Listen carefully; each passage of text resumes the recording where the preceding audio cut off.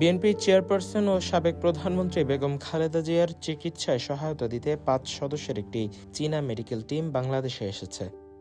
আজ সোমবার ১ নভেম্বর বিকেলে রাজধানীর এভারকেয়ার হাসপাতালে পৌঁছায় চীনের ৫ সদস্যের একটি মেডিকেল টিম।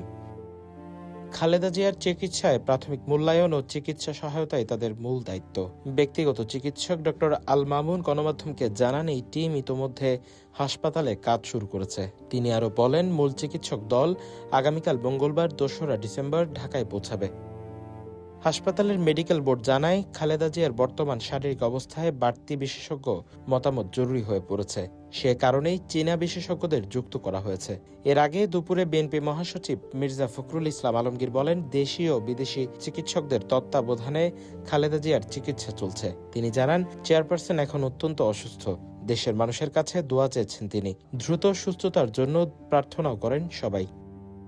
গেল ৪ দিন ধরে এভারকেয়ার হাসপাতালের করোনারি কেয়ার ইউনিটে ভর্তি আছেন বিএনপির চেয়ারপারসন। চিকিৎসকরা নিবিড় পর্যবেক্ষণে রেখেছেন তাকে। চীনা বিশেষজ্ঞদের যুক্ত হওয়ায় চিকিৎসা প্রক্রিয়ায় নতুন অগ্রগতি আশা করা হচ্ছে।